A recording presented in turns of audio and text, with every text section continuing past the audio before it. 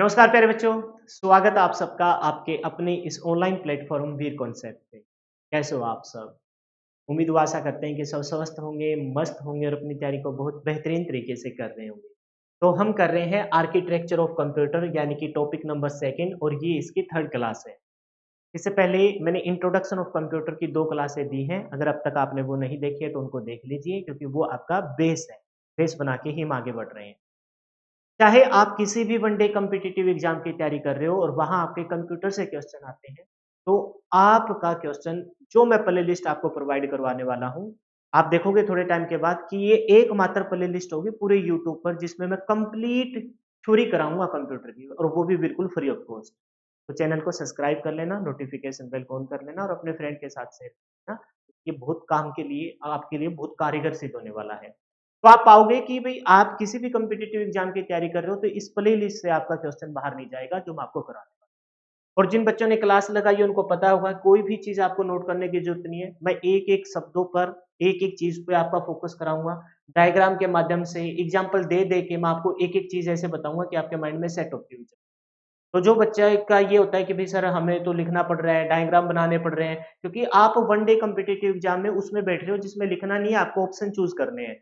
तो लिखने की बजाय कैलकुलेटिव सब्जेक्ट होता, मैथ, रीजनिंग होती तो मैं कहता कॉपी पेन लेके बैठ जाओ। अब यहाँ सिर्फ समझिए, जिन बच्चों को आता है उनको बहुत अच्छे से आता है और जिनको नहीं आता ना भाई, उसका बुरा हाल होता है, तो उन्हीं को सिखाने के लिए आपको मैं यहाँ खड़ा हूँ। एक-एक चीज़ सिखाऊँगा, बस आपको मेरे साथ बने रहना है, ध्यानपूर्वक मेरे को सुनना है, समझना है।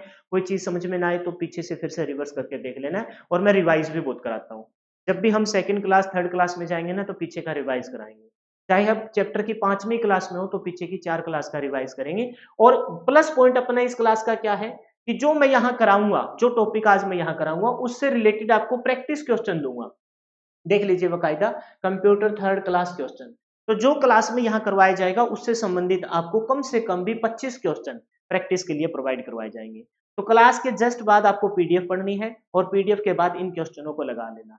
आपका कहाँ कुछ बचने वाला है और थोड़े टाइम 4-5 क्लासों के बाद ना फिर अपनी वन लाइनर फॉर्म भी मैं प्रोवाइड करवाने लग जाऊँगा। क्लास के बाद वन लाइनर को पढ़िए, जो मैं क्लास में कराऊँगा उससे रिलेटेड वन लाइनर को पढ़ लीजिए। वन लाइनर पढ़ने के बाद आपको फिर क्या करना है इन क्वेश्चनों की प्रैक्टिस करनी है। कोई भी चीज़ नहीं।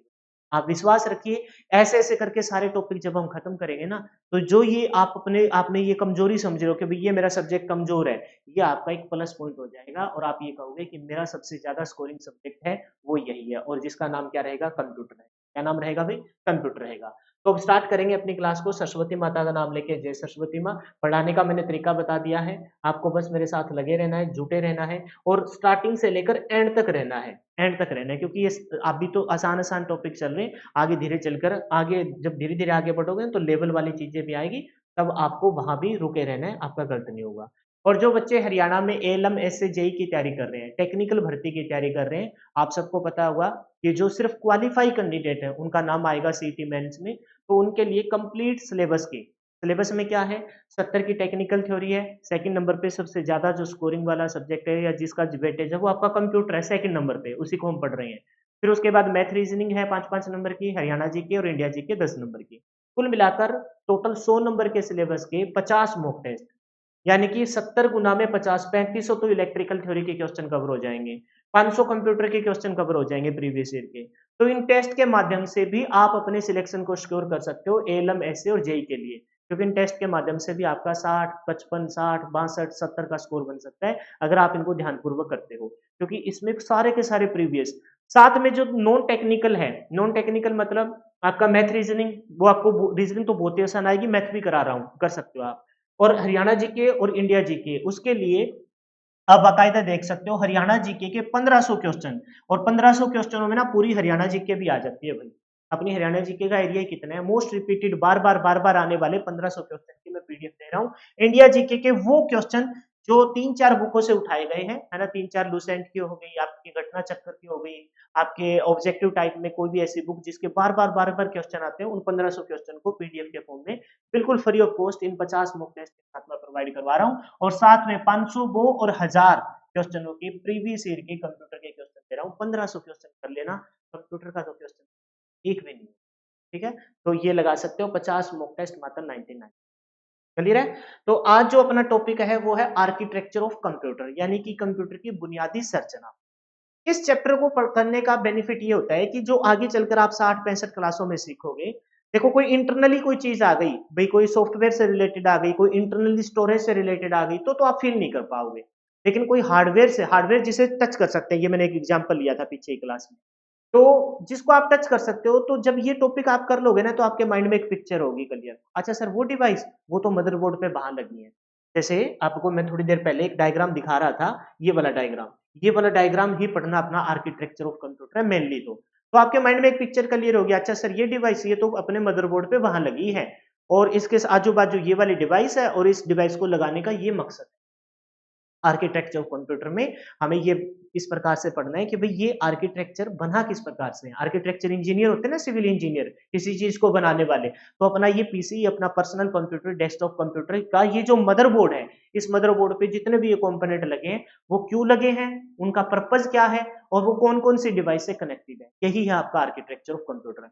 अभी आपको फिलहाल लगेगा कि सर ये पता नहीं क्या क्या लिख रखा है, जिनको आता है उनको पता है, लेकिन जिनको नहीं आता तो वो परेशान हो जाएंगे, ये क्या लिख रखा है। भाई एक एक पॉइंट को आपके माइंड में सेट करो, और ये डायग्राम जब ये जब मान लो 5 या 6 क्लास के बाद ये फिर से दिखाऊंगा ना, तो आप कहोगे अच्छा ये सर ये सीपीयू सॉकेट, यहाँ पर तो सर सीपीयू को लगाते हैं। अच्छा ये सर सीपीयू फैन सिंक है हैंड माउंटेड, सर ये तो ना सीपीयू को जब गर्म हो जाता है ना, तो उसकी बाहर गर्म हवा को बाहर फेंकने के लिए काम आता है। अच्छा 20 pin ATS power connector, sir ये एडवांस टेक्नोलॉजी एक्सटेंडेड है, ये सर पावर सप्लाई देने के लिए काम आता है। अच्छा डीरेम, सर अपने कंप्यूटर के अंदर डीरेम और एसरेम, स्टैटिक और डायनेमिक दो प्रकार की रैम होती है, उसमें से हम डीरेम यूज करते हैं, है ना, क्योंकि ये थोड़ी सस्ती होती है स्टैटिक रैम के कंपैरिजन में, लेकिन सर इसकी वजह से ना बार बार रिफ्रेश करना होता है।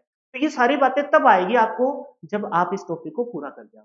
फिलहाल आपको ये सोचना है कि पढ़ना क्या है, आर्किटेक्चर ऑफ कंप्यूटर, यानी कि हमें ये देखना है कि कौन सा कंपोनेंट कहाँ लगा है। उससे पहले ये तो अंदरूनी हो गया, ये तो जिसको आप गलती से सीपीयू कह रहे थे, जो बराबर में जो बक्सा है जिसे कैबिनेट केस कहते हैं आप, है ना, सिस्टम यूनिट के अंदर जो, ये तो उस मदरबोर्ड। उससे पहले हम पीसी का डायग्राम भी देखेंगे, पीसी का डायग्राम देखेंगे जिसमें आपको ये पता, और वैसे पता ही है कि ये मॉनिटर है, ये प्रिंटर है, ये कीबोर्ड है, ये माउस है ना, ये है, ये फलाना है, ये ढमकाना है, ये आपको पता ही। तो हमें आर्किटेक्चर ऑफ कंप्यूटर में आपको ये देखना है कि कौन सी यूनिट कहाँ लगी। अच्छा आर्किटेक्चर ऑफ कंप्यूटर से पहले एक शब्द आता है सिस्टम। ये जो सिस्टम दिख रहा है ना आपको, भाई तेरा सिस्टम क्या है, कंप्यूटर सिस्टम ऑफ का architecture, architecture of computer system. ये सिस्टम क्या है, सिस्टम क्या है, जैसे अपने बॉडी की बात करूं, अपना एक डाइजेस्टिव सिस्टम है ना, अपना एक रेस्पिरेटरी सिस्टम है, आपका एक एक्सकर्शन सिस्टम है, आपका एक नर्वस सिस्टम है, ये सिस्टम है। सिस्टम क्या है, एक प्रकार का मतलब ये समझ लीजिए कि भी बहुत सारी चीजों से, बहुत सारी, जैसे अपने डाइजेस्टिव सिस्टम है, वो किससे मिलकर बना होता है सर, उसमें स्मॉल इंटेस्टाइन, छोटी आंत, बड़ी आंत, है ना, यकृत, पित्त, पित्ताशय, ये बहुत सारी चीजों से मिलकर बना है ना। तो ठीक उसी प्रकार से अपने कंप्यूटर का एक प्रॉपर सिस्टम छोटी छोटी डिवाइसों से कनेक्ट करके बनेगा। वो जैसे अपना डाइजेस्टिव सिस्टम पाचन का काम करता है, तो वो पूरा जब छोटी छोटी इकाइयों से मिलकर जब एक सिस्टम बन जाए, मतलब छोटी छोटी यूनिट को जोड़कर जब एक पूरा सिस्टम बन जाएगा, तो किसी एक पर्टिकुलर टास्क को परफॉर्म करेगा। समझ गए बात को, कि भाई क्या बोल रखा है कि जब दो या दो से अधिक इकाइयां, इकाइयां मतलब यूनिट, आपस में मिलकर किसी कार्य को करती है, उसे सिस्टम।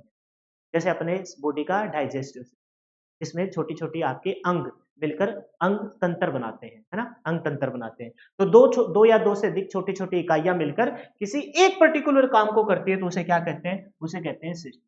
क्या कहा जाता है अभी उसे? सिस्टम कहा।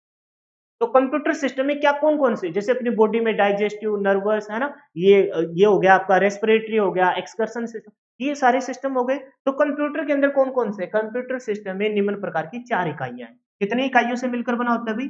4 इकाइयों से मिलकर बना होता है। कौन-कौन सी? ये आपने इंट्रोडक्शन क्लास में देख भी लिया है। सब सर पहला होता है इनपुट यूनिट। कौन सी होती है? Input unit. इसमें आप किसी यूजर के द्वारा कंप्यूटर को इनपुट दी जाती है, जिसमें डाटा और इंस्ट्रक्शन होते हैं। उसी इनपुट के आधार पर कंप्यूटर करेगा प्रोसेसिंग, तो दूसरी यूनिट होगी प्रोसेसिंग यूनिट। बोला ना, दो या दो से अधिक इकाइयों से मिलकर बना होता है। तो कौन कौन सी इकाइयों से मिलकर सिस्टम बनेगा? तो 4 इकाइयों से मिलकर। पहली कौन सी हो जाएगी? इनपुट, दूसरी हो जाएगी प्रोसेसिंग, और तीसरी कौन सी हो जाएगी भी? तीसरी हो जाएगी सर आउटपुट।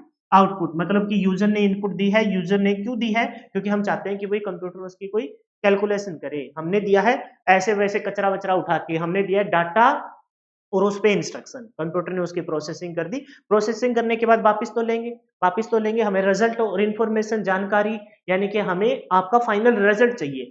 तो आप क्या आएगी? Output unit. Output unit. आपको सॉफ्ट कॉपी लेनी है या आपको हार्ड कॉपी लेनी है तो वो हो जाएगी आउटपुट यूनिट। और फिर अगर मान के चलो उस डाटा को आप बार-बार यूज़ करना चाहते हो, तो कंप्यूटर का एक फीचर ये है कि इसकी स्टोरेज कैपेसिटी बहुत अच्छी है, तो हम उसमें स्टोर भी कर सकते हैं। तो इसकी होगी चौथी इकाई कौन-सी होगी? Memory unit.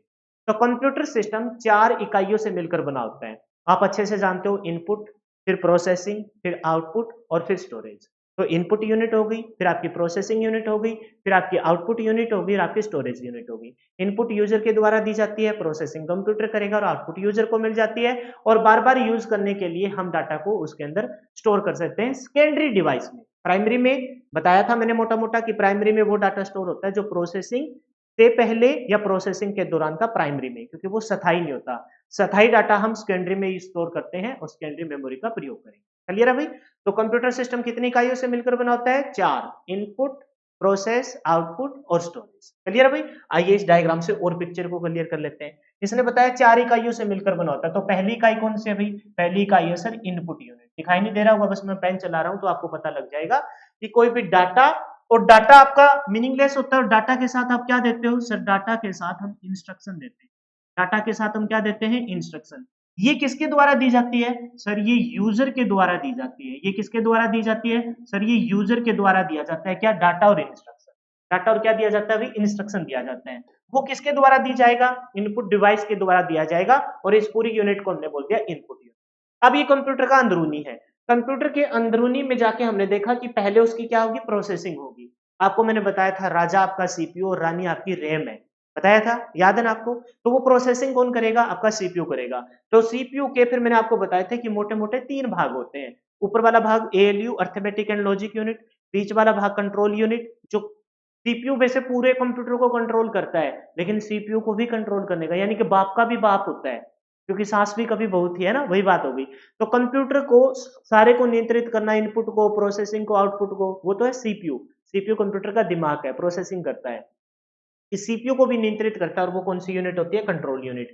तो ऊपर वाला भाग एएलयू, फिर कंट्रोल यूनिट और नीचे वाला भाग होता है मेमोरी यूनिट, जिसमें आप मेमोरी यूनिट भी बोल सकते हो, रजिस्टर भी बोल सकते हो, स्टोरेज भी बोल सकते हो। लेकिन ये कौन सी स्टोरेज है? प्राइमरी स्टोरेज है। ये परमानेंट स्टोरेज नहीं है, क्योंकि परमानेंट स्टोरेज तो आपकी स्टोरेज यूनिट सेकेंडरी डिवाइस में स्टोर होगी। तो इनपुट होगी, इनपुट के बाद आपका क्या आता है? सेंट्रल प्रोसेसिंग, यानी कि सीपीयू आता है, सेंट्रल प्रोसेसिंग यूनिट आता है। अगर आप सेकंड पार्ट को प्रोसेसिंग के तौर पर बोल रहे हैं तो अपना कौन आता है? सीपीयू आता है, सेंट्रल प्रोसेसिंग यूनिट आती है। और इसके अंदर क्या होता है? अरिथमेटिक एंड लॉजिक यूनिट होता है, कंट्रोल यूनिट होती है, और आपके टेम्परेरी स्टोर करने के लिए, प्रोसेसिंग या प्रोसेसिंग से पहले के लिए हमारी रजिस्टर होते हैं, मेमोरी यूनिट बोलते हैं। तो 3 पार्ट से बना होता है एएलयू, यहाँ 2 ही लिख रखे हैं। पहला कौन सा होगा? एएलयू होगा, ऊपर की तरफ से देखेंगे। दूसरे नंबर पे कौन सा होगा जी? दूसरे नंबर पे ये लिख रखा कंट्रोल यूनिट होगा, दूसरे नंबर पे कंट्रोल यूनिट होगा, और तीसरे नंबर पे कौन सा होगा सर? तीसरे नंबर पर आपका मेमोरी यूनिट होगा। तो 3 यूनिट होती है। दूसरे मार्कर से थोड़ा हाईलाइट कर देता हूँ। ये 3 यूनिट होती है आपकी किसकी? सर 3 यूनिट होती है अपनी सीपीयू की। तो पहली यूनिट आपने सिस्टम यूनिट के अंदर 4 इकाइयां देखी। पहली इकाई को अच्छे से समझ के, सर इनपुट होगी, यूजर के द्वारा कोई डाटा इनपुट दिया जाएगा, इनपुट डिवाइस के द्वारा, वो इनपुट इकाई। सेकंड में आपका सीपीयू, सीपीयू के 3 भाग होते हैं, एएलयू, कंट्रोल यूनिट और मेमोरी यूनिट। यहाँ 2 शो कर रखे हैं। लेकिन यहाँ इस मेमोरी यूनिट में सर टेम्परेरी डाटा स्टोर होता है। परमानेंट डाटा स्टोर करने के लिए हम स्टोरेज, तो उसमें क्या आ गई? Storage, secondary storage, primary storage. Primary के अंदर आपका क्या आ जाएगा? रैम रोम आ जाएगा। यानी कि इस मेमोरी यूनिट को दोनों जगह से रिप्रेजेंट कर लिया। इस मेमोरी यूनिट को आप एज पर सीपीयू के तौर पर प्रयोग कर रहे हो, है ना, और आपने उसको स्टोरेज डिवाइस में भी शो कर दिया। ये दोनों जगह आपका शो होता हुआ दिखाई दे रहा है। और फिर जब आपको आउटपुट आपकी मिलेगी, आपने इनपुट पे डाटा और इंस्ट्रक्शन दिया है, जो आपका रो फैक्ट्स है, कच्चे आंकड़े। जब आप आउटपुट पे जाओगे तो आपको इंफॉर्मेशन या आपको क्या मिलेगी? जानकारी मिलेगी। इंफॉर्मेशन, जानकारी, या फिर आपको रिजल्ट मिलेगा। और किसको मिलेगा? यूजर ने दिया था तो वापस किसको मिल जाएगा? यूजर को मिल जाएगा। ये फर्स्ट चैप्टर का मैं रिवीजन बता रहा हूँ आपको, फर्स्ट चैप्टर का रिवीजन। तो 3 4 पहले तो हमने 3 ही पढ़ी थी, इनपुट, प्रोसेस और आउटपुट। अब यहाँ पता चला इनपुट, प्रोसेस, परमानेंट स्टोर कर रहे हैं तो स्टोरेज, और फिर आपके आउटपुट। आप कहोगे सर ये मेमोरी यूनिट ऊपर क्यों? क्योंकि वो स्टोरेज के तौर पर। परमानेंट कर रहे हैं तो सेकेंडरी में, टेम्परेरी कर रहे हैं तो प्राइमरी में। तो ये प्राइमरी में स्टोर कर रहे हैं, प्राइमरी के तौर पर, टेम्परेरी तौर पर स्टोर कर रहे हैं, तो वो सीपीयू का भाग होता है, जिसे आप मेमोरी यूनिट कहते हैं, जिसके अंदर रजिस्टर होते हैं। अभी कंफ्यूज मत होना, बस आप 4 इकाई ध्यान रखिए, इनपुट, प्रोसेस, आउटपुट और स्टोरेज, बस इतना सा ध्यान रखिए। और इन चारों इकाइयों से मिलकर आपका क्या बनेगा? सिस्टम यूनिट बनेगा। आगे बढ़ जाएँ। सर ये क्या है डाटा फ्लो? भई डाटा आपका कहाँ-कहाँ जा रहा है और फ्लो मतलब कंट्रोल क्या क्या मतलब? कंट्रोल का मतलब सीपीयू का वह भाग जो सीपीयू को नियंत्रित करता है, उसे कंट्रोल यूनिट कहते हैं, जो कंट्रोल और टाइमिंग सिग्नल जनरेट करता है, जो सारे लेन-देन का हिसाब रखेगा, कौन-सा सिग्नल आ रहा है, कौन-सा जा रहा है, कौन-सा नहीं। ये अंदरूनी बातें जो आपको फिलहाल नहीं पता होगी, धीरे-धीरे आगे चलकर आपको पता लगे। ठीक है भाई? तो उसी सिस्टम यूनिट को फिर से एक बार यहाँ बोला गया है और इनपुट, प्रोसेस, आउटपुट और स्टोरेज की छोटी-छोटी डेफिनेशन है, कोई बड़ी बात नहीं है, बस बार-बार रिवाइज़ हो जाएगा, तो पढ़ने में भी मज़ा आएगा। कह रहे हैं कि कंप्यूटर के कार्य करने की प्रणाली अर्थात कार्य संपादन प्रणाली को हमने क्या बोल दिया? Input, process, output. Input, process, output का विस्तृत रूप, इनपुट, प्रोसेस, आउटपुट का विस्तृत रूप क्या हो जाएगा? इनपुट, प्रोसेस, आउटपुट, स्टोरेज और आगे चलकर आप देखोगे एक यूनिट और आ जाती है कंट्रोल। कंट्रोल। तो आपसे एक क्वेश्चन प्रीवियस ईयर के क्वेश्चन में देखोगे तो वहां मिलेगा इनपुट, प्रोसेस, आउटपुट, फिर स्टोरेज और फिर कंट्रोल। फीडबैक भी बोल सकते हैं, कंट्रोल भी बोल सकते हैं। तो ये 5 यूनिट हो जाएगी। एक्चुअल में क्या है? हमने अब तक तो आईपीओ का डायग्राम पढ़ा, इनपुट, प्रोसेस, आउटपुट। धीरे-धीरे चीज़ों को ऐड कर रहे हैं। सर इनपुट, प्रोसेस, आउटपुट फिर स्टोरेज भी बता दिया सर आपने। अच्छा स्टोरेज के बाद आपको मान के चलो कोई फीडबैक देनी हो। मान लो कि मैं आज आप यहाँ आपको पढ़ा रहा हूँ, आपको कोई चीज़ समझ में नहीं आई, मैं जल्दी बोल रहा हूँ, धीरे बोल रहा हूँ, कोई लैंग्वेज का इश्यू, आप मेरे को कमेंट करोगे? मैं उस कमेंट के अनुसार फिर अपने आप को अपडेट करूँगा। तो वो हो गया आपका क्या? लास्ट वाला पार्ट हो गया कि आपका फीडबैक दे रहे हैं, यानी कि आप कंट्रोल कर रहे हो। समझ रहे हो? तो 5 इकाइयाँ होगी टोटल। लेकिन मेनली हमने स्टार्ट किया था चैप्टर 3 से इनपुट, प्रोसेस, आउटपुट। फिर भई आगे दोबारा इसे यूज़ करना हो तो हमने स्टोरेज को लगा दिया साथ में और अगर कंट्रोल करना हो सिस्टम को तो हमने कंट्रोल। तो कह रहे हैं कि 4 के बारे में 4 इकाइयों को मेनली 4 इकाइयाँ होती है इनपुट, प्रोसेस, आउटपुट और आपका क्या रहेगा स्टोरेज। तो पढ़ लीजिए इसको क्या कह रहे हैं और कंट्रोल को यहाँ लिख भी रखा है। तो विस्तृत रूप उसका क्या हो जाता है? इनपुट, प्रोसेस, आउटपुट, स्टोरेज और कंट्रोल। ये देखो 4 5 में ये प्रीवियस ईयर के क्वेश्चन में आपको दिखाई देगा। इनपुट के बारे में कौन नहीं जानता? बहुत अच्छे से मैं बता चुका हूँ। यूजर, यूजर क्या है? सर यूजर लिविंग भी है, नॉन लिविंग भी है। लिविंग और नॉन लिविंग के बीच में डिफरेंस क्रिएट करने के लिए हम कैप्चा का यूज करते हैं। जल्दी से भाग के कमेंट में अभी मेरे को कैप्चा की फुल फॉर्म लिख के भेजो। मैं मान जाऊंगा जो बच्चा अगर आज यहाँ लिख के भेजेगा ना अगली क्लास में मैं उसका नाम बड़े शानो शौकत के साथ लूंगा। कैप्चा की फुल फॉर्म बिना सर्च किए हुए लिख के भेजो, अभी लिख के भेजो। ठीक है, यूजर द्वारा, क्योंकि यूजर 2 प्रकार के होते हैं, उनके बीच में डिफरेंस क्रिएट करने के लिए हम कैप्चा का यूज करते हैं। इसमें 4 साइंटिस्ट के नाम थे। 2003 में मेनली पर्सनल में आया था, 1991 में उसका फर्स्ट वर्जन आ गया था। यूजर द्वारा कंप्यूटर को दिया जाता है क्या? डाटा। डाटा और डाटा आपका अस्थायी होता है। वो डाटा आपका अलग-अलग मतलब निकालता है, जब तक उन पे इंस्ट्रक्शन नहीं देंगे वो डाटा आपका कोई काम का नहीं है। तो इनपुट हो गई। फिर आता है जी सेकंड नंबर पे प्रोसेस। तो इनपुट पर दिए गए डाटा पर की गई क्या? ऑपरेशन, गणनाएं, ऑपरेशन। इनपुट पे मतलब छोटी-छोटी फॉर्म लिख दी। डिटेल से तो हमने पढ़ ही लिया इनको फर्स्ट चैप्टर में।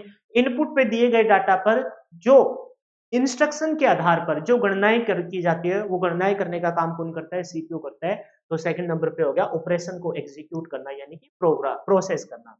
फिर आपकी बात आती है जी आउटपुट क्या है? तो प्रोसेस पश्चात कंप्यूटर द्वारा यूजर को, यूजर ने ही तो कंप्यूटर को डाटा और इंस्ट्रक्शन दी और कंप्यूटर ने उसकी प्रोसेसिंग की, उसकी ऑपरेशन की, उसकी कैलकुलेशन की और यूजर को ही वापस क्या दे दिया? यूजर को ही वापस आपका रिजल्ट दे दिया, जानकारी दे दी, है ना? आपका सही फॉर्म में आंसर दे दिया। ठीक है, ये आउटपुट हो गई। फिर कहते हैं कि जी स्टोरेज, आगे दोबारा यूज करना चाहते हैं तो उस डाटा का क्या कर लो? भंडारण कर लो। प्रोसेस पश्चात मिले आउटपुट को कंप्यूटर में संरक्षित करना, सेव करना ही आपका क्या कहलाता है? स्टोरेज कहलाता है। और लास्ट यूनिट आपकी क्या हो जाएगी? इकाई हो जाएगी क्या? कंट्रोल। इनपुट से स्टोरेज तक की पूरी प्रक्रिया को नियंत्रित करना आपका क्या होता है? कंट्रोल होता है। और हल्का फुल्का कोई फॉल्ट आता है तो हम दोबारा से बोल देते हैं भाई इसको रीचेक, है ना? फीडबैक दे देते हैं, उसी को कंट्रोल बोला जाता है। पूरे तंत्र को कंट्रोल या नियंत्रित करना। तो सिस्टम क्या है? सिस्टम है सर 2 या 2 से अधिक इकाइयों से मिलकर बना होगा। मेनली इसमें 4 इकाइयाँ हम पढ़ते हैं। मेनली हम इसमें 4 इकाइयाँ पढ़ते हैं। 3 के बारे में इनपुट, प्रोसेस, आउटपुट हमने आईपीओ में कवर कर ली। सर इनपुट, प्रोसेस, आउटपुट और हमने स्टोरेज को देखा और इसका विस्तृत रूप और अंदर झाँक के देखा तो एक कंट्रोल को भी साथ रखा। इनपुट, प्रोसेस, आउटपुट और फिर आपका क्या रहेगा? स्टोरेज और आपका क्या रहेगा? कंट्रोल। तो 1, 2, 3, 4, 5 क्लियर होगी बात? आगे बढ़ जाएँ। इनपुट में डाटा और इंस्ट्रक्शन दिए जाते हैं यूजर के द्वारा, प्रोसेसिंग होगी सीपीयू के द्वारा, आउटपुट मिल जाएगी फिर से यूजर को, लेकिन रिजल्ट या जानकारी मिलेगी। स्टोरेज में आपको सेकेंडरी डिवाइस में परमानेंट, हल्का हल्का हल्का बता रहा हूँ, डिटेल से तो पढ़ेंगे ना, बहुत डिटेल से पढ़, इनपुट को मैं 2 क्लास में कराने वाला हूँ, कौन-कौन से इनपुट डिवाइस है। सीपीयू को मैं आने वाली अगली क्लास में सीपीयू स्टार्ट करूँगा और 2 क्लासों में खत्म करूँगा। तो मज़ा आएगा पढ़ते टाइम, टेंशन मत लीजिए आप, और आप देखोगे कि बातों-बातों में किस प्रकार से सिलेबस होके प्लस में क्वेश्चन भी हो गए। सब कुछ आनंद मिलेगा, बस पैशंस बना के रखना है, धैर्य बना के रखना है, ठीक है? ये डायग्राम, ये वैसे ही बताने के, किसको नहीं पता कि इस डायग्राम के बारे में, जो ये स्क्रीन दिखाई दे रही है, ये सॉफ्ट कॉपी स्क्रीन होती है और इसे क्या हम बोलते हैं, इसे बोलते हैं सर हम मॉनिटर। क्या बोलते हैं? मॉनिटर। मॉनिटर सॉफ्ट कॉपी कैसे है सर, है क्या ये सर? बेटा ये आउटपुट डिवाइस है। ये क्या है जी? आउटपुट डिवाइस है। आउटपुट डिवाइस है क्योंकि यहाँ से हमें रिजल्ट जानकारी मिलेगी। सॉफ्ट कॉपी क्यों है? क्योंकि बेटा हम इसमें चेंजेस कर सकते हैं। हार्ड कॉपी होगी तो आउटपुट प्रिंट से प्रिंटर निकल जाएगी, तो फिर उसपे हम चेंज नहीं कर सकते। स्पीकर क्या है? स्पीकर भी सर आपकी एक आउटपुट डिवाइस है, आपकी आउटपुट। ये पीसी का बेसिक डायग्राम दिया हमने कि पीसी, ये सबको पता है, पीसी मतलब पर्सनल कंप्यूटर, जिसे आप डेस्कटॉप कंप्यूटर कहते हो, भी उसमें कौन सी चीज, बहुत सारी चीजें लगा सकते हो आप अपनी जरूरत के अनुसार, लेकिन मेनली क्या क्या चीजें आपको पता होनी चाहिए। तो मॉनिटर जो आउटपुट होगी, स्पीकर जो आपका आउटपुट है, ये क्या है आपका? ये है जी कीबोर्ड। ये क्या है? ये है सर कीबोर्ड। और कीबोर्ड आपका क्या है सर? कीबोर्ड आपका एक इनपुट डिवाइस है। क्या है जी? एक इनपुट डिवाइस है ना? Most commonly used input device है। ये क्या है जी? सर ये आपका माउस है और ये भी आपका एक इनपुट डिवाइस है, और इसी को हम पॉइंटिंग डिवाइस भी कहते हैं। इनपुट डिवाइस होने के साथ साथ ये क्या है आपका सर? एक पॉइंटिंग डिवाइस भी है। क्या है ये? एक पॉइंटिंग डिवाइस है। इनपुट होने के साथ साथ आपका क्या है सर? ये एक पॉइंटिंग डिवाइस है, पॉइंट करने के काम आता है, कर्सर को हम पॉइंटिंग आउट कर सकते हैं। यहां से अपने चैप्टर को स्टार्ट करेंगे, आर्किटेक्चर ऑफ कंप्यूटर। इसको हम कहते हैं सीपीयू, सेंट्रल प्रोसेसिंग यूनिट। ये सबसे बड़ी गलती है ना? सबसे बड़ी गलती है। काटना भी दूसरे मार्कर से सफेद लेके काटना पड़ता है। ये सबसे बड़ी गलती है क्योंकि ये सीपीयू नहीं है। ये सीपीयू नहीं है। सीपीयू अगर होता तो भाई इसके अंदर जो चिप लगी है ना, जिसको आईसी को हम इस पर यूज करते हैं सीपीयू के तौर पर, फिर वो क्या है? ये है जी आपका क्या? Tower unit. ये टावर यूनिट अमेरिका वाले कहते हैं, लेकिन एक्चुअल में ये है आपका कैबिनेट। क्या है सर? ये कैबिनेट है। क्या है? कैबिनेट है। कैबिनेट वो वाला कैबिनेट नहीं जो मंत्रिमंडल वाला, ये कैबिनेट वो कैबिनेट है क्योंकि इसके अंदर ओवरऑल देखा जाए तो ये एक आकार निश्चित हो जाता है इससे। दूसरी बात, इसके अंदर जितने भी इक्विपमेंट लगे होते हैं उनको ये सुरक्षा प्रदान करता है, तो एक सुरक्षा कवच के तौर पर ये प्रयोग किया जाता है। किसके तौर पर प्रयोग किया जाता है ये? सर ये एक सुरक्षा कवच है, और इस सुरक्षा कवच को हम कहते हैं क्या है सर? इस सुरक्षा कवच को हम कैबिनेट कहते हैं।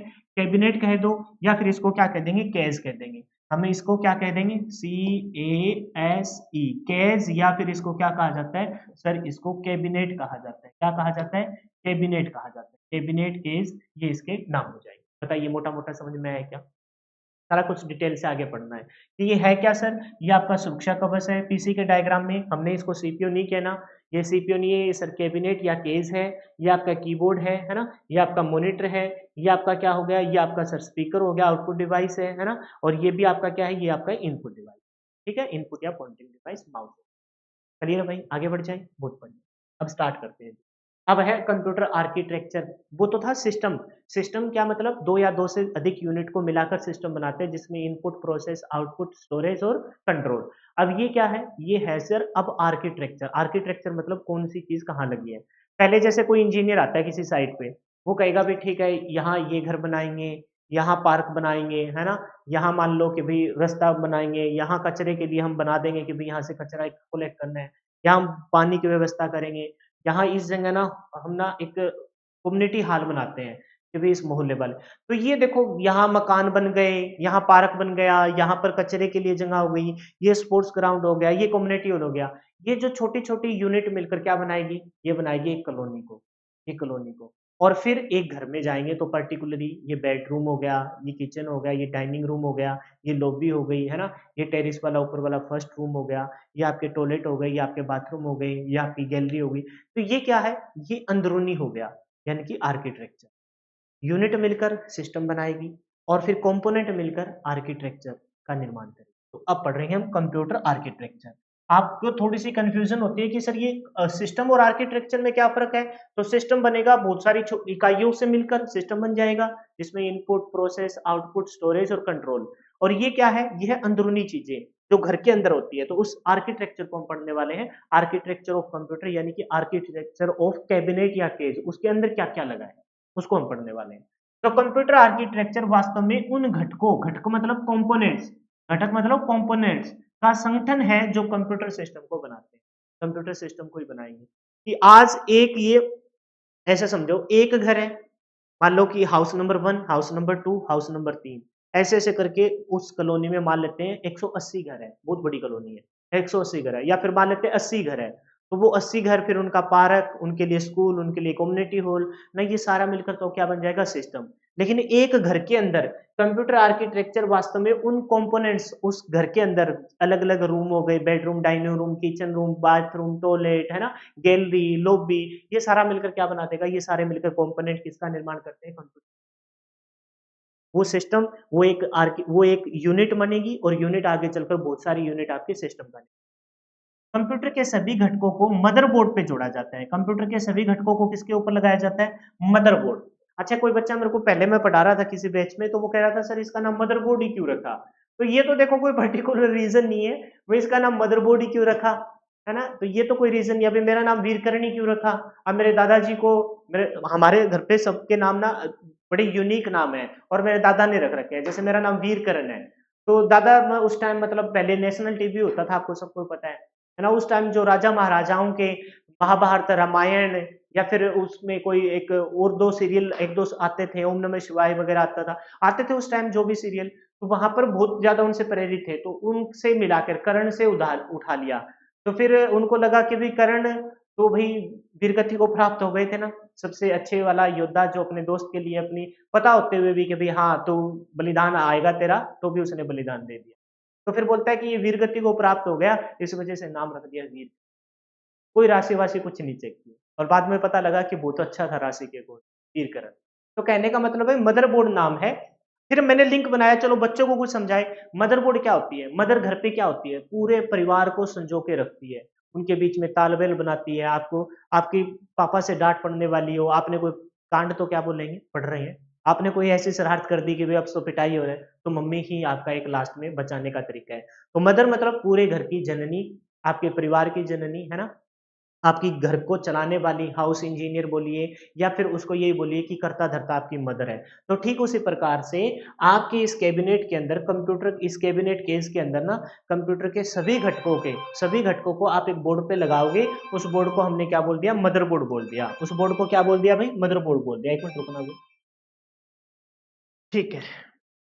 थोड़ा आज छोटी क्लास रखनी पड़ेगी क्योंकि मेरे को बीच में जाना है। इतनी भी छोटी नहीं कि अभी बंद कर दूँ, थोड़ी छोटी रखेंगे। ठीक है, तो मदरबोर्ड मतलब सारे कंपोनेंट को अपने अंदर संजो के रखेगा, इस वजह से इसका नाम मदरबोर्ड बना। ये मैंने लिंक बना दिया, ठीक है। कैबिनेट क्यों बना? क्योंकि कैबिनेट के अंदर बहुत सारे मंत्रिमंडल से मिलकर कैबिनेट बनता है। तो ये है कैबिनेट, कैबिनेट है, इसके अंदर मदरबोर्ड लग गया, इससे बाहर से पेरिफेरियल डिवाइसेस को इनपुट आउटपुट स्टोरेज सारी भी डिवाइस ना इसी के थ्रू मदरबोर्ड पे आगे लगेगी, इस वजह से इसको कैबिनेट बोलते हैं। लिंक बना दिया, याद हो गया।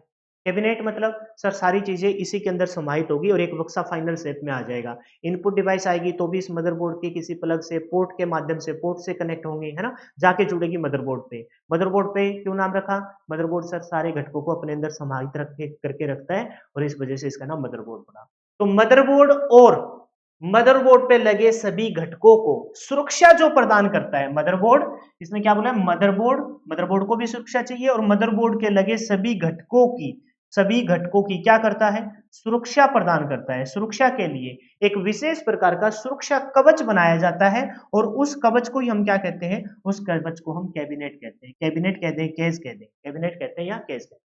समझ गए? अच्छा, सुरक्षा क्यों जरूरत पड़ी? आपको पता है कि बहुत ही छोटी-छोटी चिपें होती हैं, आईसी चिप होती हैं, जो पिन के माध्यम से मदरबोर्ड पे लगती है। आप देखो इंसान हो और ये तो छोटे-छोटे इलेक्ट्रॉनिक चीजें होती है ना, वो बहुत छोटी-छोटी होती है। आप इंसान हो, आपको भी प्रोटेक्शन की जरूरत है। धूप से, सर्दी से, तूफान से, बारिश से, है ना? इवन दो पर्दे के लिए भी आपको जरूरत है कि नहीं है? प्रोटेक्शन की जरूरत है। तो आप किस में रहते हो? आप घर में रहते हो। आप चाहे जैसा भी घर है आपका, आपकी तरफ से तो महल ही है, मंदिर ही है, तो उसमें रहते हो कि नहीं रहते? ठीक उसी प्रकार से इनके ऊपर लगे बहुत छोटे-छोटे कंपोनेंट आप देखोगे, दिखाता हूँ मैं आपको। ये देखो बहुत छोटे-छोटे कंपोनेंट लगे हैं। अब ये ओपनली ऐसे रख दिए जाए, कवर ना किए जाए, तो भाई कोई भी चीज़ ऊपर गिर जाएगी तो आपको पता है सारा शॉर्ट सर्किट हो जाएगा। आपका ये प्रोसेसिंग करने वाली डिवाइस खराब होके बैठ जाएगी। इस वजह से आपको एक सुरक्षा कवच की ज़रूरत थी और वो सुरक्षा कवच ही आपका क्या कहलाता है? कैबिनेट या कैश कहलाता है। तो कह रहा है कि मदरबोर्ड और मदरबोर्ड पे लगे सभी घटकों को सुरक्षा के लिए एक विशेष प्रकार की सुरक्षा कवच बनाया जाता है, जिसे कैबिनेट या केस कहते हैं। क्या कहते हैं अभी? कैबिनेट या केस। ये खाली कैबिनेट है, ठीक है, खाली कैबिनेट है। फिर कहता है कंप्यूटर कैबिनेट, कंप्यूटर का जो कैबिनेट है जिसे सीपीयू कैबिनेट या कंप्यूटर केस भी कहा जाता है। जिसे कंप्यूटर कैबिनेट को हम क्या कहेंगे? कंप्यूटर कैबिनेट, जिसे सीपीयू कैबिनेट, क्योंकि सबसे अहम पुर्जा कौन है? सीपीयू है, ब्रेन ऑफ कंप्यूटर कहते हैं, या फिर कंप्यूटर केस के नाम से भी जाना जाता है। इसी को हम क्या बोलेंगे? कंप्यूटर कैबिनेट, सीपीयू कैबिनेट, है ना, या फिर कंप्यूटर केस के नाम से। केस मतलब सूटकेस, केस मतलब सूटकेस, सूटकेस की जैसे शेप होती है। आजकल तो चलो ठीक है हम डिजाइनिस बनाने लगे, लेकिन ऐसा लगता है कि भी जैसे अगर इसके एक हैंडल हो तो ऐसे पकड़ के उठा लेंगे, और वैसे भी हल्का ही होता है वजन में। तो इसे कैबिनेट या फिर क्या कहेंगे? कंप्यूटर केस या आपका कंप्यूटर के साथ सीपीयू कैबिनेट भी कहा जाता है। जो किसका बना होता है? धातु या प्लास्टिक का बना होता है, धातु या प्लास्टिक का बना होता है। एक बॉक्स होता है, यह आपके कंप्यूटर के सभी महत्वपूर्ण हार्डवेयर घटकों को क्या रखता है? सुरक्षित रखता है।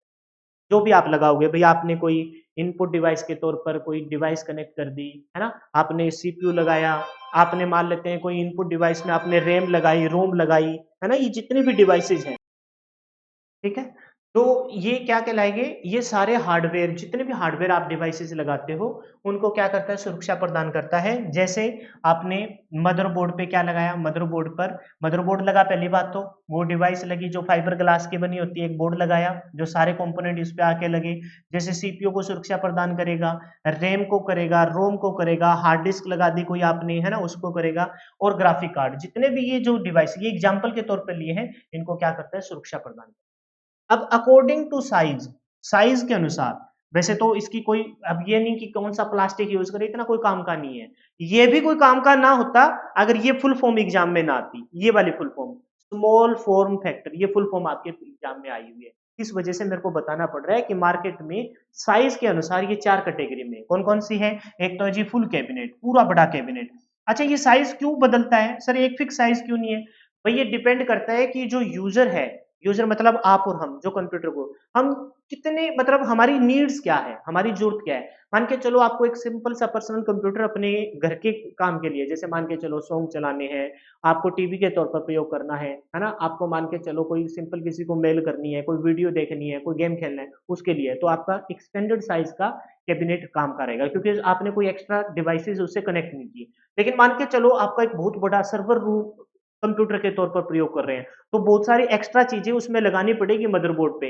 मदरबोर्ड पे लगाएंगे तो मदरबोर्ड का साइज होगा, मदरबोर्ड का साइज होगा तो इसका मतलब आपकी कैबिनेट का भी साइज बढ़ेगा। कहने का मतलब है छोटा परिवार, मम्मी पापा और 2 आप बच्चे हैं, तो 2-3 कमरों से भी काम चल जाता है। 2 कमरे हो गए और एक आपका कोई गेस्ट रूम हो गया, 2-3 कमरों से। अब परिवार इतना है, दादा दादी, मम्मी पापा, चाचा चाची, फिर एक और चाचा चाची, और फिर आप, कुल मिला के आपके परिवार में 9-10 बच्चे, तो भाई कमरे भी ज्यादा चाहिए। अब वो टाइम जा चुका कि एक ही कमरे में सारे के सारे एडजस्ट हो जाए। 3-4 कमरों की है, अब 4-5 कमरे तो आपको मिनिमम चाहिए। तो इस पे कंपोनेंट के अकॉर्डिंग इसका साइज बदलता रहता है। तो फुल कैबिनेट, मिड कैबिनेट, है ना, और एक आपका मिनी कैबिनेट, और मोस्ट इंपोर्टेंट जो पेपर में पूछा गया वो है आपका SFF, यानी कि इसकी फुल फॉर्म आई है कि SFF की फुल फॉर्म पेपर में पूछी है, तो उसकी फुल फॉर्म क्या है? Small form factor, small form factor, small form factor. ये आपके, आप जो घरों में यूज करते हैं होम, इसके एक फिर साथ में इसी को कहते हैं HTPC, जो आप घरों में यूज करते हो, कैसे? होम थिएटर पर्सनल कंप्यूटर, आपने पर्सनल कंप्यूटर के तौर पर इसे प्रयोग किया है, होम थिएटर पर्सनल। तो आपके पेपर में एक बार फुल फॉर्म आ गई, SFF की फुल फॉर्म क्या है? तो वो फुल फॉर्म है स्मॉल फॉर्म फैक्टर। फिर उस पर रिसर्च किया गया तो पता लगा कि भी किसकी फुल फॉर्म है, क्या है ये? तो ये है आपके कैबिनेट का साइज। तो कैबिनेट का साइज आया तो ये लिस्ट निकल के आई, फुल कैबिनेट, फिर आपका मिड कैबिनेट, मिनी कैबिनेट, और फिर आपका SFF। जो SFF है वही तो आपका personal computer, home theatre personal computer के पर आप इसे यूज करते हो। वहां जब यूज करते हो वो जो कैबिनेट के सीपीयू कैबिनेट है, उसी को हम आप SFF के नाम से जानते हो, होम थिएटर पर्सनल। तो आपका पता लगा कि कैबिनेट क्या है। आर्किटेक्चर पढ़ रहे हैं, आर्किटेक्चर में बहुत सारे कंपोनेंट को देखना है, उन कंपोनेंट को जिस बोर्ड पे लगाएंगे उसे मदरबोर्ड कहते हैं। उस मदरबोर्ड और उस मदरबोर्ड पे लगे सभी कंपोनेंट को सुरक्षा के लिए आप एक बक्सा तैयार करते हो। वो बक्सा आपका प्लास्टिक या धातु का बना होता है। उस बक्से का नाम पर्टिकुलर रखा हमने कैबिनेट, कौन सा cabinet? Computer cabinet, CPU cabinet या फिर आपका कंप्यूटर केस। और ये आपके बहुत सारे डिवाइसेस को क्या करता है? प्रोटेक्शन प्रोवाइड करवाता है और साइज के अकॉर्डिंग फुल, मिड, मिनी और एसएफएफ यानी कि small form factor home theatre personal computer के नाम से जाना जाता है। अब स्टार्ट करते हैं जी मदरबोर्ड। मदरबोर्ड अब धीरे धीरे हम एक एक चीज को आगे बढ़ते चलेंगे। मदरबोर्ड को मैंने कुछ आपको ऐसे याद करवाया कि जिस प्रकार से घर पे अपनी मम्मा होती हैं जो सारी चीजों को कंट्रोल करते हैं, ठीक उसी प्रकार से मदरबोर्ड पे बहुत सारे कंपोनेंट लगेंगे और उनके बीच में तालमेल बना के रखना। वो एक अच्छा ऐसे समझो, कोई भी कंपोनेंट कहीं भी ऐसे बिखरा होता, जैसे आज के टाइम में तो आपके कम्युनिकेशन का जो संचार का तरीका है वो हो गया आपका मोबाइल फोन, कनेक्टिविटी दे रहा है। लेकिन जब नहीं थे तो चिट्ठियां भेजे करते थे। अब चिट्ठियां भी टाइम नहीं था तो हम पर्टिकुलरली जाके आते थे, तो उन लोगों के बीच में कम्युनिकेशन कम थी। धीरे धीरे धीरे आज के टाइम में कम्युनिकेशन ज्यादा है लेकिन लोगों के बीच में गैप ज्यादा हो गए। ठीक है, जमाना वही चल रहा है, तालमेल उतना ही है। ठीक है, तालमेल उतना ही है। लोग पहले मिलने जाते थे साल 2 साल में, क्योंकि माध्यम नहीं थे, ट्रांसपोर्ट नहीं थे। आज भी साल 2 साल छोड़ो, आज तो 4-5 सालों में जाते हैं, क्योंकि लोगों के पास टाइम नहीं है। टाइम है तो मोबाइल फोन के लिए है, टाइम है तो आलतू फालतू के कामों के लिए, अपने रिश्तेदारी, अपने यार दोस्तों के साथ समय बिताने के लिए टाइम नहीं है। तो ठीक उसी प्रकार से ये अगर ये मदरबोर्ड नहीं होता तो कोई भी कंपोनेंट कहीं कहीं कहीं बिखरा पड़ा होता, कहीं लगा देते, तो उनके बीच में संचार नहीं हो पाता, उनके बीच में कम्युनिकेशन नहीं हो पाती। क्योंकि हम चाहते हैं किसी इलेक्ट्रिकल सिग्नल को भेजना। Electrical signal in the sense जो आपने डाटा दिया है वो किसके फॉर्म में जाएगा? वो विद्युत के रूप में जाएगा। कौन से विद्युत? कंप्यूटर अपना सारा बेस्ड होता है डिजिटल इलेक्ट्रॉनिक्स। डिजिटल इलेक्ट्रॉनिक्स मतलब इसमें दो ही सिग्नल होते हैं, दो ही प्रकार के सिग्नल रिप्रेजेंट किए जाएंगे। अगर वोल्टेज हाई है तो उसको 1 से डिनोट कर देंगे, वोल्टेज लो है तो उसे 0 से डिनोट कर देंगे। ये 1 और 0 मिलकर 1 और 0 पर्टिकुलरली बिट कहलाते हैं, इनको बिट्स कहते हैं और ये अपनी लैंग्वेज बनाते हैं बाइनरी लैंग्वेज। बाइनरी लैंग्वेज, और बाइनरी लैंग्वेज में ये जो 0 और 1 लिखते हैं ना, ये कोड है binary code, object code, machine code. तो ये सिग्नल इन कंपोनेंट के बीच में घूमेंगे तभी तो आपकी प्रोसेसिंग होगी, तभी आपकी इनपुट आएगी, प्रोसेसिंग होगी, स्टोरेज होगी और कंट्रोल होगा। ठीक है, तो इनको सबको एक ही जगह पर इकट्ठा करने के लिए हम किसका यूज करते हैं? मदरबोर्ड का यूज करते हैं। मदरबोर्ड किसका बना होता है? मदरबोर्ड बना होता है जी फाइबर ग्लास का। किसका बना होता है? फाइबर ग्लास का बना होता है, जिस पर अनेक सर्किट होते हैं, जिस पे क्या होते हैं? अनेक सर्किट लगे होते हैं, जो प्रिंटेड फॉर्म में होते हैं। जो किसके रूप में होते हैं? प्रिंटेड रूप में होते हैं। इसलिए मदरबोर्ड को प्रिंटेड सर्किट बोर्ड भी कहा जाता है। जब एक या दो क्वेश्चन आते थे ना तो यही फुल फॉर्म आती थी कि मदरबोर्ड का नाम क्या है। मदरबोर्ड का अन्य नाम है पीसीबी। पीसीबी की फुल फॉर्म क्या है? तो प्रिंटेड सर्किट बोर्ड। तो इसको प्रिंटेड, क्योंकि सारा का सारा प्रिंटेड है, कोई जगह नहीं दिखेगी आपको। बहुत सारे सर्किट आपको दिखाई कम दे रहा होगा, जब इसकी प्रॉपर मैं पिक्चर दिखाऊंगा ना तो आपको ये देखो गोल्डन गोल्डन कलर की ना ये दिखाई देंगे आपको। ये पता है क्या है? ये सर्किट है, ये आधारभूत स्ट्रक्चर है जिसके अंदर से करंट गुजरेगा। डिजिटल सर्किट है ये और इनके अंदर से डिजिटल सिग्नल गुजरेगा। तो ये बहुत सारे सर्किट बने होते हैं, सबका सब प्रिंटेड है, इस वजह से इसको क्या कहते हैं? प्रिंटेड सर्किट बोर्ड कहते हैं, या सिस्टम बोर्ड कहते हैं, या इसकी का नाम क्या है? सिस्टम बोर्ड कहते हैं, या इसको लॉजिक बोर्ड कहते हैं। आप परेशान मत होइए, या मेन बोर्ड कहते हैं, है ना। आप कहोगे सर इतने सारे नाम, ये देखो ये सारे नाम मैंने यहाँ लिख रखे, सारे के सारे आपको याद भी करा दूं। लेकिन मोटा मोटा हमने पढ़ लिया कि मदरबोर्ड है वो फाइबर ग्लास का बना होता है, इसमें बहुत सारे सर्किट होते हैं, इसका मतलब प्रिंटेड है, तो इस वजह से इसको प्रिंटेड सर्किट बोर्ड कहते हैं, या फिर इसको सिस्टम बोर्ड कहते हैं। बाकी नाम को अगले पेज पे पढ़ेंगे। कंप्यूटर के सभी कंपोनेंट्स मदरबोर्ड से जुड़े होते हैं। मदरबोर्ड को कंप्यूटर का बैकबोन कहा जाता है। पेपर में मोस्ट रिपीटेड क्वेश्चन है मदरबोर्ड से। मदरबोर्ड से यही क्वेश्चन उठ के आता है, या तो मदरबोर्ड का अन्य नाम पीसीबी प्रिंटेड सर्किट बोर्ड, या फिर मदरबोर्ड को क्या कहा जाता है? बैकबोन। बैकबोन मतलब रीढ़ की हड्डी। मदरबोर्ड को कंप्यूटर का क्या कहा जाता है? बैकबोन, यानी कि रीढ़ की हड्डी कहा जाता है। बोलो क्लियर है क्या? तो मदरबोर्ड किससे बना होता है? फाइबर ग्लास से बना होता है, जिसपे अनेक सर्किट लगे होते हैं जो प्रिंटेड फॉर्म में होते हैं। इसी को हम क्या कहते हैं? इसी को printed circuit board, system board, logic board या मेन बोर्ड कहा जाते हैं। कंप्यूटर के सभी कंपोनेंट्स मदरबोर्ड से जुड़े होते हैं, और जुड़े होते हैं जैसे अपने इस तंत्रिका तंत्र जितने भी है वो अपनी रीढ़ की हड्डी से तो जुड़े हैं। अपनी रिब्स है वो भी रीढ़ की हड्डी से है, अपना शोल्डर है तो कहीं ना कहीं ये कंकाल तंत्र जुड़ के यहाँ से फिर से अपनी रीढ़ की हड्डी से जाके कनेक्ट हो जाएगा। तो अपनी ये है, ये अपने जो ये जो सबसे लंबी वाली हड्डी है ना, थाई की हड्डी है, ये भी अपने यहाँ कनेक्ट हो गए। ये जो क्या बोलते हैं, हम्म, मेखला, कौन सी मेखला? मेखला होती है ना ये, जहाँ पर शोल्डर और ये जो जुड़ते हैं उसको मेखला, यानी कि जो हड्डियां जहाँ आपस में जुड़ती है वहां ये मेखला होती है। तो ठीक उसी प्रकार से अपने बैकबोन से जुड़ी है। तो सारे के सारे कंपोनेंट किससे जुड़े हैं? बैकबोन से। और बैकबोन कौन है? बैकबोन मदरबोर्ड है। तो मदरबोर्ड को PCB printed circuit board, base board, system board, logic board और उसी को हम बैकबोन यानी कि कंप्यूटर की रीढ़ की हड्डी कहते हैं, क्योंकि सारे के सारे कंपोनेंट यहाँ आके आपके कनेक्ट हो जाते हैं। क्लियर है भाई? आइए, motherboard is also called, motherboard को किन किन अन्य नामों से जानते हैं, तो उसके में मैंने मेन मोटे मोटे नाम बता दिए। ये आपको कभी नहीं भूलना, PCB printed circuit board. Main board है क्योंकि सारे के सारे कंपोनेंट इससे आके जुड़े होते हैं। बेस बोर्ड है क्योंकि ये सारे कंपोनेंट को आधार देता है। बैक प्लेन बोर्ड है, बैक प्लेन लिंक से याद करेंगे क्यों नहीं होंगे, बैक प्लेन बोर्ड है क्योंकि आपने देखा कि इस प्रकार से ये अपना बोर्ड हो गया, इस पे ऐसे ऐसे कंपोनेंट लगे बहुत सारे, तो पीछे से तो आपने सपाट उस कैबिनेट पे, कैबिनेट मतलब वो बक्सा, उस पे ऐसे लगा दिया होगा, पीछे से तो सपाट होगा, इसी वजह से इसका नाम क्या हुआ, इसी वजह से सर इसका नाम हुआ बैक प्लेन बोर्ड। और एप्पल कंपनी वाले स्पेशली इसका एक नाम रखते हैं लॉजिक बोर्ड, क्या बोलते हैं, लॉजिक। तो मदरबोर्ड के क्या क्या नाम है, सारा प्रिंटेड है तो प्रिंटेड सर्किट बोर्ड है, मेन सर्किट बोर्ड है, सभी सर्किट को वो सभी सर्किट इसी पे लगे होते हैं तो मेन सर्किट बोर्ड हो गया। बेस बोर्ड है, सब कंपोनेंट को बेस देता है, आधार देता है, जिसके ऊपर ये लगाए जाते हैं पिन के माध्यम से। पिन क्यों नहीं यूज करते हैं सर, बूंद से क्यों नहीं चिपका देते, गम से चिपका दो, फेविकोल का जोड़ ऐसा जोड़ लगा दो। अरे भाई सिग्नल गुजारने हैं, विद्युत का गुजरेंगे, विद्युत मतलब डिजिटल सिग्नल, डिजिटल सिग्नल मतलब वोल्टेज, वोल्टेज मतलब डीसी, डीसी सिग्नल गुजरेगा तभी तो कुछ प्रोसेसिंग होगी, तभी तो कोई गणना होगी, तो प्रोसेस से गुजारने के लिए हमें कोई माध्यम तो ऐसा चाहिए जिसमें से करंट गुजर सके, तो वो पिन लेते हैं, और वो पिन मतलब धारा के प्रवाह में कोई बाधा नहीं आने देती, और लॉजिक बोर्ड इसे बोला जाता है।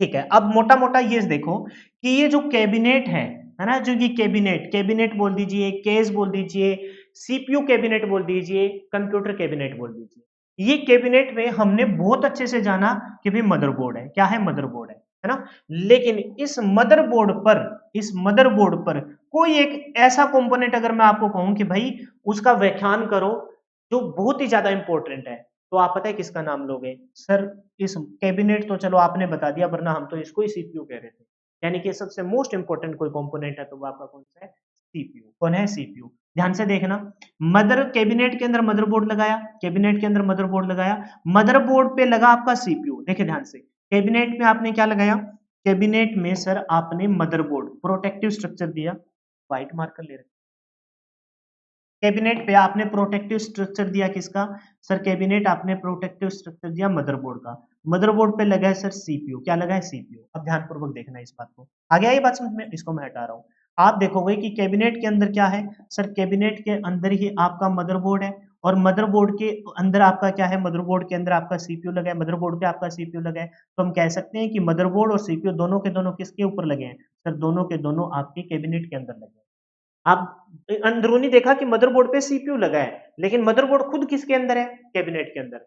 तो ये जो कैबिनेट है जिसके अंदर आपका मदरबोर्ड भी हो और जिसके अंदर आपका सीपीयू भी हो, कैबिनेट जिसके अंदर आपका मदरबोर्ड हो और जिसके अंदर आपका सीपीयू हो, तो इसको इसको भाई कंप्यूटर की भाषा में, इसको कंप्यूटर की भाषा में सिस्टम यूनिट कहते हैं, इसको कंप्यूटर की भाषा में क्या कहा जाता है, सिस्टम यूनिट कहा जाता है। फिर से सुनिए, कैबिनेट प्रोटेक्टिव स्ट्रक्चर है, मदरबोर्ड सारे कंपोनेंट को बेस देगा, है ना, आधार देगा, है ना, उन सबको एक कम्युनिकेशन का जरिया बनाएगा, और उस मदरबोर्ड पे सबसे इंपॉर्टेंट क्या है, सीपीयू। यानी कि जब सीपीयू मदरबोर्ड पे लग गया, मदरबोर्ड कैबिनेट पे लग गया, तो उस पूरे को हम क्या कहते हैं, सिस्टम यूनिट। और ये किस में है, कंप्यूटर की भाषा में, किसकी भाषा में, कंप्यूटर की भाषा में। कंप्यूटर कंप्यूटर जो आप सब्जेक्ट पढ़ रहे हो ना, उस कंप्यूटर साइंस में हम क्या बोलेंगे, कंप्यूटर साइंस में हम इसको बोलेंगे सिस्टम यूनिट।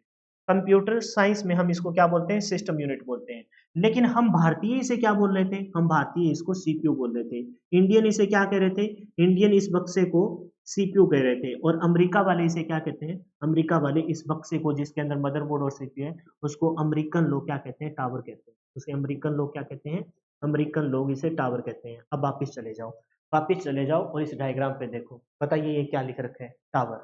टावर मतलब तो आप कहोगे सर कैबिनेट, कैबिनेट के अंदर मदरबोर्ड, मदरबोर्ड के अंदर सी, मदरबोर्ड पे लगे सी, वो सारा आपका सिस्टम यूनिट। कंप्यूटर की भाषा में ये क्या है, कंप्यूटर की भाषा में ये सर सिस्टम यूनिट है, क्या है सर, ये सिस्टम यूनिट है ना, ये सिस्टम यूनिट है। लेकिन इस सिस्टम यूनिट को मैंने काट दिया था, इस सिस्टम यूनिट को तो भारतीय तो कह रहे थे क्या, सीपीयू। ये सीपीयू नहीं है सर, ये सीपीयू नहीं है, सीपीयू तो इसके अंदर एक लगा है। लेकिन सिस्टम यूनिट है तो इस बात का मतलब ये हुआ सर, सिस्टम यूनिट है तो इस बात का मतलब ये हुआ कि कैबिनेट, कैबिनेट के अंदर मदरबोर्ड, और मदरबोर्ड के अंदर आपका कौन है सर, मदरबोर्ड के ऊपर आपका लगे सीपीयू, तो वो आपका सिस्टम यूनिट कहलाएगा। भारतीय उसे सीपीयू कह रहे थे, जो गलत है। सिस्टम यूनिट आपकी कंप्यूटर लैंग्वेज हो गई और टावर इसे अमेरिका वाले कहते हैं। ये अमेरिका वाले टावर इसे क्यों कहते हैं? क्योंकि टावर जो अपना मोबाइल फ़ोन का टावर होता है, तो वो कनेक्टिविटी देता है ना? वो सारे मोबाइल फ़ोन उससे ही कनेक्ट होते हैं। तो ठीक उसी प्रकार से सारे के सारे कंपोनेंट इस केस के अंदर है, बक्से के अंदर है, मदरबोर्ड पे लगे हैं। तो इसका रोल, इसका अहम रोल इतना ज़्यादा हो गया कि इसके बिना कंप्यूटर अपना खाली एक हार्डवेयर का डब्बा बनकर रह जाएगा। इस वजह से हमने इसको बोल दिया कि भई ये टावर है कि सारे के सारे इसी से कनेक्ट हैं। तो इसको टावर, सीपीयू और सिस्टम यूनिट, मेनली कंप्यूटर की भाषा में क्या है? सिस्टम यूनिट, इंडिया वाले सीपीयू कहते हैं जो गलत है, और अमेरिकन इसे टावर कहते हैं। क्लियर है भाई? आगे बढ़ जाएँ। अब बात करते हैं, ये हमें डिटेल से पढ़ना है, कौन-सा कंपोनेंट कहाँ लगा है, पूरा अपना इसी के बेस पे रहेगा, जिसमें आपको जब इस बोर्ड को आप करोगे ना 2 कैटेगरी में डिवाइड, तो इस बोर्ड को हम 2 कैटेगरी में डिवाइड करके पढ़ेंगे। आप देखो एक ये वाली कैटेगरी, कौन-सा है? North bridge. नॉर्थ ब्रिज यानी कि एक पहला जो, जैसे 2 चीज़ 2 पार्ट में डिवाइड कर दिया बस, इस मदरबोर्ड को 2 पार्ट में डिवाइड कर दिया। एक साइड के बोला हमने नॉर्थ ब्रिज और ऊपर वाली साइड को बोला हमने south bridge. North bridge, south bridge, ठीक है? कोई चीज़ को मतलब पार्ट करके हम पढ़ रहे हैं। पेपर में फिर यहाँ से क्वेश्चन भी उठ के आ गया। ये आया क्वेश्चन में कि हीट सिंक माउंटेड सीपीयू के मदरबोर्ड पे, मतलब मदरबोर्ड पे कौन-सी साइड लगा होता है? हीट सिंक माउंटेड मदरबोर्ड पे कौन-सी साइड लगा होता है? तो ये रहा आपका हीट सिंक माउंटेड, और मदरबोर्ड की कौन-सी साइड लगा है? North side. अब मैं तुमको ये बताने लग जाऊँ कि ये कंपोनेंट नॉर्थ में ये वाला कंपोनेंट है, साउथ में ये कंपोनेंट है, तो तुमको कन्फ्यूजन याद भी नहीं होगा। तो बेस्ट क्या है? बेस्ट ये है कि एक-एक कंपोनेंट को पहले पढ़ेंगे, उसका काम देखेंगे कि क्या उसका काम है, और हम ये भी जानेंगे कि भी वो क्यों लगाया है और उससे कौन-कौन सी डिवाइस कनेक्ट। जब ये सारी चीज़ क्लियर हो जाएगी ना, तो माइंड में एक पिक्चर होगी, अच्छा सर ये यहाँ है और इसका ये काम है और इससे ये डिवाइस कनेक्टेड है। तो फिर हमें ये भी पता होगा कि वो नॉर्थ ब्रिज में है या साउथ ब्रिज, समझ गए? यानी कि इस पिक्चर को जब ये पूरे कंपोनेंट मैं पढ़ा दूँगा ना, तो एक बार फिर से लेके आऊँगा। बस मोटा-मोटा एक बार मेरे कहने से पढ़ लीजिए कि इस साइड वाला नॉर्थ ब्रिज, उस साइड वाला साउथ ब्रिज। सबसे अहम जो है, वो है आपका सीपीयू, और सीपीयू आपको कहाँ लगेगा? सीपीयू सॉकेट में लगेगा। सीपीयू को कहीं भी तो लगाएँगे यार, कोई चीज़ को कहीं तो लगाया जाता है। तो सीपीयू जहाँ लगता है उसे सीपीयू सॉकेट कहते हैं। सॉकेट मतलब एक खाँचा जहाँ पर कोई चीज़ फिट होती हो, है ना? सीपीयू सॉकेट में लगता है। सीपीयू को ठंडा करने के लिए सीपीयू हीट सिंक माउंट का प्रयोग करते हैं। इस पूरे मदरबोर्ड को जितने भी कंपोनेंट हैं उनको पावर सप्लाई देने के लिए आप 20 पिन एटीएक्स पावर कनेक्टर का यूज़ करते हैं। आपके स्टोरेज के तौर पर आप रैम में डीरैम का प्रयोग करते हैं। रैम आपकी 2 प्रकार की, स्टैटिक रैम और डायनामिक रैम। आप डीरैम का यूज़ करते हैं। आप आईडीई कनेक्टर के 2 स्लॉट यूज़ करते हैं। डीरैम के 2 स्लॉट है और आईडीई यानी कि जो बाहर से जितनी भी एक्सटर्नल डिवाइसेज़ यूज़ करते हो ना, उनके लिए 2-2 स्लॉट यहाँ प्रयोग किए जाते हैं। नॉर्थ ब्रिज हीट सिंक, ये आपको मैंने बता ही दिया, है ना? यही क्वेश्चन आपका पूछा जाता है। एक एजीपी स्लॉट रहेगा, एक आपका पीसीआई स्लॉट के 5 पार्ट रहेंगे, सीमोस बैटरी रहेगी, यानी complementary metal oxide semiconductor battery backup, जो इस पूरे अपने, जब भी आप कंप्यूटर को 5 महीने 6 महीने बाद ऑन करते हो, तो आपको क्या बढ़ता है? आपको आपके टाइम और डेट अपडेट मिलती है। तो वो किस वजह से मिलती है? CMOS battery backup, complementary metal oxide semiconductor.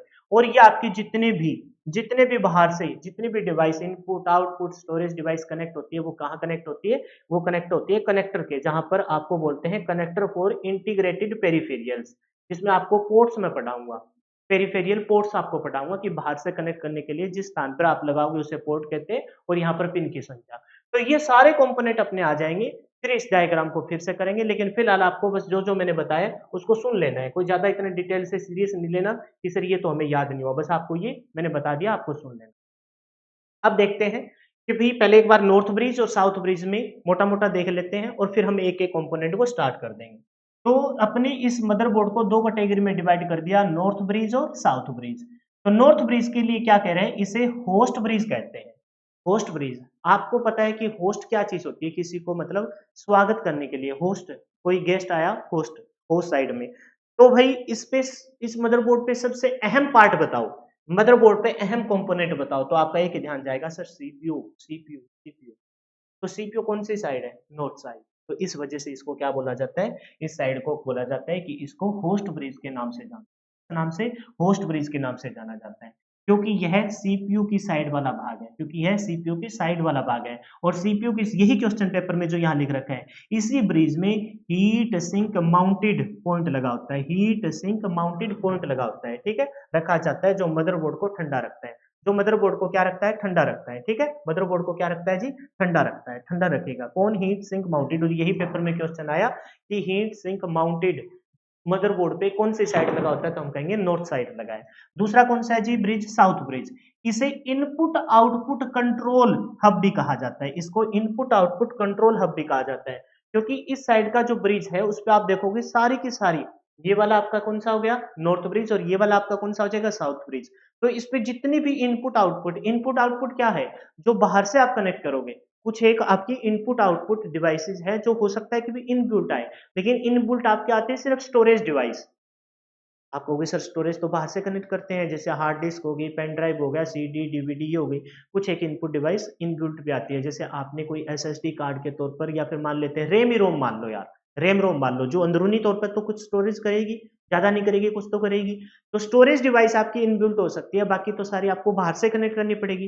कोई इनपुट दे रहे हैं तो इनपुट डिवाइस कनेक्ट करेंगे, भाई कोई कीबोर्ड कनेक्ट कर दिया, कोई माउस कर दिया, कोई जॉयस्टिक कर दी, कोई स्कैनर वाला कर दिया, या फिर कोई आपका पंच कार्ड कर दिया, कोई भी इनपुट डिवाइस आपने बाहर से कनेक्ट की, तो बाहर से कनेक्ट करेंगे इन यहाँ पर आके, जैसे आप देखो ये पर्पल और ये आपके ब्लू कलर के जो दिखाई दे रहे हैं, यहाँ पर कीबोर्ड और माउस लगता है। ठीक है, ये जो आपको दिखाई दे रहा है यहाँ पर आपका प्रिंटर आके कनेक्ट हो जाएगा। ये जो आपको तीन ये दिखाई दे रहे हैं यहाँ पर आपकी इनपुट आउटपुट के तौर पर साउंड की पिंस कनेक्ट होती है, साउंड की पिन। तो बहुत सारी डिवाइसेस यहाँ पर कनेक्ट होगी, कौन से साइड, साउथ साइड। तो हमने क्या बोला कि यह इनपुट आउटपुट कंट्रोल हब के नाम से। बस एक ध्यान रखो, जो क्वेश्चन पूछा जाता है ऊपर, नॉर्थ ब्रिज में कौन, सीपीयू, तो इस वजह से उसको होस्ट ब्रिज कहा जाता है, और हीट सिंक माउंटेड लगा होता है। साउथ ब्रिज की साइड इनपुट आउटपुट सारी डिवाइसेस होगी, तो इनपुट आउटपुट कंट्रोल हब के नाम से बोला जाएगा। यह सभी इनपुट आउटपुट डिवाइस को कनेक्शन देने वाला पार्ट है। क्या है, कनेक्शन देने वाला पार्ट है, क्योंकि यहाँ पेरीफेरियल डिवाइसेस आके कनेक्ट, पेरीफेरियल मतलब इनपुट आउटपुट स्टोरेज, जो भी डिवाइस बाहर से कनेक्ट होती है उसे पेरीफेरियल डिवाइसेस के नाम से जाना जाता है। तो आज 1.25 घंटे का मेरा टारगेट था, लेकिन आज हमने 1 घंटा ही इस क्लास को, 1 घंटे से भी कम हुई है, इतना ही हम पढ़ पाएंगे क्योंकि मेरे को इमरजेंसी में कहीं जाना है। तो ये थी आज की आपने सेकंड टॉपिक की फर्स्ट क्लास। अब कल जब सेकंड क्लास लेके आएंगे पीछे का रिवाइज कराएंगे, थर्ड क्लास लेके आएंगे फिर से रिवाइज करेंगे, और तब तक रिवाइज करेंगे जब तक अपना ये चैप्टर कंप्लीट। ठीक उसी प्रकार से क्लास के जस्ट बाद आपको पीडीएफ वाले सेक्शन में जाना है, आपको ऐप पे जाना है, ऐप पे जाके पीडीएफ को रिवाइज करना है। ये भ्रम में मत रहना कि यहाँ सर ने समझाया और मेरे को समझ में आ गया, मैं नोट कर लूँ। आप इतना नोट नहीं कर पाओगे, क्योंकि मैं इतनी आगे शॉर्टकट बताने वाला हूँ, कितनी की सारी लिखोगे तुम। मैं ऐसे ऐसे डायग्राम आपको बताने वाला हूँ, मैं एक्सेल पावर पॉइंट और आपको जब वो सिखाऊंगा, एमएस वर्ड ऑफिस और वो सिखाऊंगा, तो वहां आप डायग्राम बना पाओगे। मेरे लिए तो डिजिटल बोर्ड है, 1 सेकंड में हो जाएगा। तो स्मार्ट वर्क कीजिए, और स्मार्ट वर्क की पहला स्टेप ये है कि आप पीडीएफ को पढ़िए, समझिए, पढ़िए। पहले समझिए क्लास में, फिर पढ़ लीजिए, समझिए, पढ़िए। और कितनी कॉपी बना लोगे आप? आपको मैं सारा सिलेबस एक ही पॉइंट पे दे रहा हूँ, चलते फिरते बस में बैठे हो, 15 मिनट का रास्ता है, आप एक चैप्टर रिवाइज कर दोगे। आप जा रहे हो, 1 घंटे का रास्ता है, आप पूरा का पूरा कंप्यूटर के 4-5, मैं तो कहूंगा पूरा कंप्यूटर ही निकल जाओगे, क्योंकि अगर आपने क्लास ध्यान से देखी, पीडीएफ को ऐसे पढ़, ठीक है, चलते फिरते कभी भी। तो यानी कि ये जो फ़ोन है इसका सदुपयोग यही है स्टडी में, अलावा कुछ नहीं, और फालतू की बातें हैं। ठीक है? तो इस प्रकार से आपको करना है। इसके क्लास के साथ मैं आपको पीडीएफ के साथ प्रैक्टिस के क्वेश्चन दूँगा। क्लास की पीडीएफ के पढ़ने के बाद आपको प्रैक्टिस के लगाने, हो सकता है वो, क्योंकि आज क्लास छोटी हो गई, तो हो सकता है कुछ एक क्वेश्चन उन 2500 में से आपके ना आए हों, वो अगली क्लास में आ जाएँगे। फिर भी आप ट्राई करना, उसमें से 20-25 में से 20 क्वेश्चन तो आपके एटलीस्ट बहुत आरामदारी से हो जाएँ। फिलहाल के लिए इतना ही। जय हिंद, जय भारत, मिलते हैं नेक्स्ट वीडियो में। Bye bye, take care, wish you all the best for your upcoming exam. और चाय आ गई थी, अब मैं चाय भी पी लेता हूँ, और जल्दी से मेरे को कहीं जाना है, निकल भी लेता हूँ। ठीक है भाई? और आपकी राय जरूर देना कि क्लास कैसी थी, क्योंकि आपकी राय हमें प्रेरित करता है कि भाई आगे कितनी मेहनत करनी है। वीडियो पसंद आई है तो लाइक जरूर करना, अपने दोस्तों के साथ शेयर करना, और राय बहुत ज्यादा जरूरी है। अगर आपको कोई छोटी मोटी कमी लगे तो वो भी बता सकते हो, आने वाले समय में तो जरूर इम्प्रूव करेंगे, और करते हैं भाई इम्प्रूव। ऐसे मत सोचना कि मैं बोल देता हूँ और आगे उस पर कोई अमल नहीं करता। आप जो भी कहोगे वो उस पर इम्प्रूव करूंगा। हाँ, पीडीएफ वाली बात पे आप ये मत कहना कि सर वो भी हमें वैसे ही प्रोवाइड करवा दो, क्योंकि उसका खर्चा को पे कर, इस वजह से मैं सोचता हूँ तब वो तो आप कंट्रीब्यूट कर दोगे तो मेरा सहयोग हो जाएगा। बस इस इतना ही है, इसके अलावा कोई आपको चार्जेस नहीं देना, कंप्लीट करिए, बिल्कुल फ्री ऑफ कॉस्ट करवाया जाएगा। तो फिलहाल के लिए इतना ही। Bye bye, take care.